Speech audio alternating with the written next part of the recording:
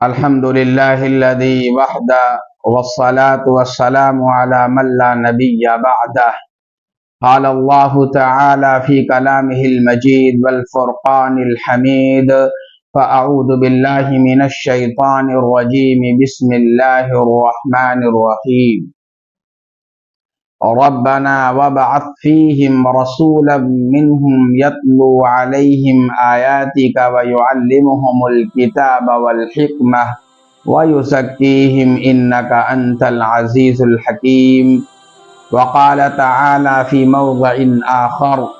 وما أرسلناك إلا رحمة للعالمين.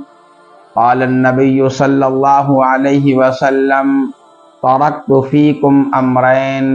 لن تضلوا ما تمسكتم بهما كتاب الله وسنتي. قال النبي صلى الله عليه وسلم: إني ثمرة دعوة أبي إبراهيم.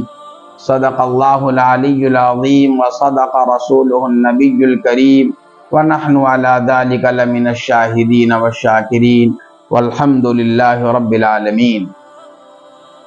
عزیزان گرامی، آج کا جو ہمارا موضوع ہے وہ موضوع انتہائی اہم موضوع ہے، یعنی ربیع الاول کے متعلق، جس میں آقائے نامدار فخر رسل سید البشر تاجدار مدینہ جان کائنات فخر موجودات جناب حضرت محمد الرسول اللہ صلی اللہ تعالی علیہ وسلم کے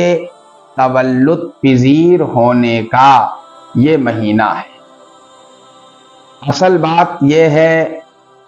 کہ آج کل جو یہ بتایا جاتا ہے کہ آپ صلی اللہ تعالی علیہ وسلم کی جو ولادت ہے وہ جشن عید میلاد النبی کے نام سے اس مہینے کو جانا جاتا ہے، اس مہینے میں لوگ مناتے ہیں۔ ٹھیک ہے، یہ بھی سمجھ لیجئے کہ ایک اہم عبادت ہے آپ صلی اللہ علیہ وسلم کا ذکر کرنا، آپ صلی اللہ علیہ وسلم کی ولادت کے اوپر باتیں کرنا، یہ بھی عبادت ہے، ہمیں اس سے انکار نہیں ہے۔ لیکن ہم یہ ضرور کہیں گے کہ اس سے کہیں زیادہ ضروری اگر دیکھا جائے تو آقا علیہ السلام کا جو مشن آپ کو جو برپا کیا، آپ کو جو بھیجا، آپ کی جو بعثت کا جو مقصد ہے وہ رونما ہوا ہے 40 سال کے بعد۔ پتہ یہ چلا کہ آقا علیہ السلام کی 2 ولادتیں، ایک ولادت باختلاف روایت 8 ربیع الاول ہے، اور جو سیر اور تاریخ کی جو کتابیں ہیں اس سے پتہ چلتا ہے کہ آپ کی ولادت 9 ربیع الاول کو ہوئی ہے۔ 12 ربیع الاول کو باختلاف روایت اس دنیا میں ظاہر ہوا، اور 40 سال کے بعد آپ کا کمال اس دنیا میں ظاہر ہوا۔ پتہ یہ چلا کہ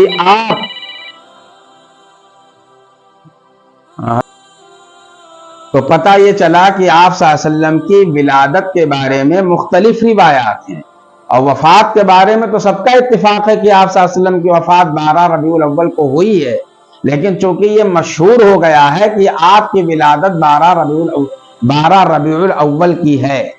اس سے پتہ چلا کہ آپ صلی اللہ علیہ وسلم کا جمال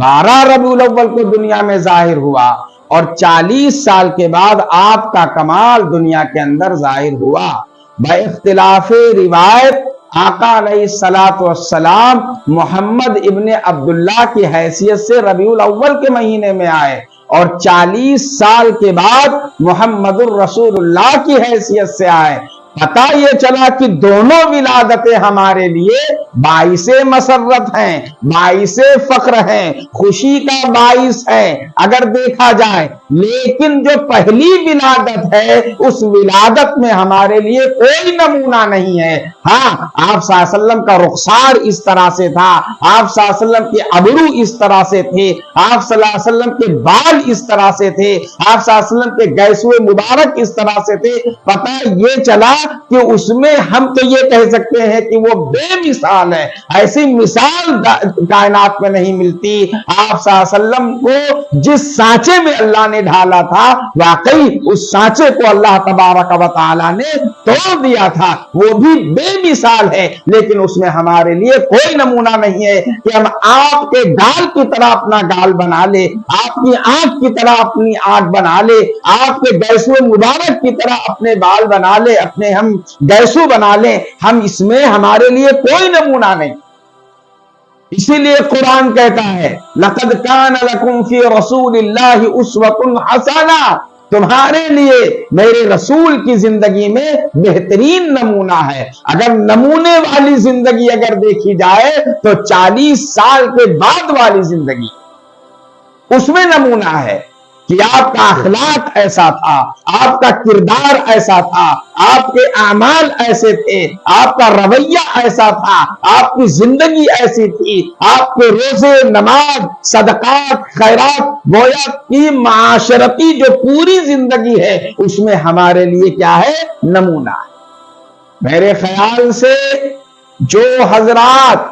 زیادہ تر جشن عید میلاد النبی جو زور شور سے جو مناتے ہیں، اس میں سوائے چند وقتوں کے، چند گھنٹوں کے مٹھائیاں آپس میں تقسیم کر لینا، مبارکباد دے دینا، نعت خوانی پڑھ لینا، مقابلہ آرائی کر لینا، جلوس نکال لینا، ٹھٹے مذاق کر لینا، ہنسی مذاق کر لینا، سوائے اس کے اور کچھ نہیں ہے۔ لہذا پتا چلا کہ پہلی ولادت میں ہمارے لیے کوئی نمونہ نہیں ہے، اور دوسری ولادت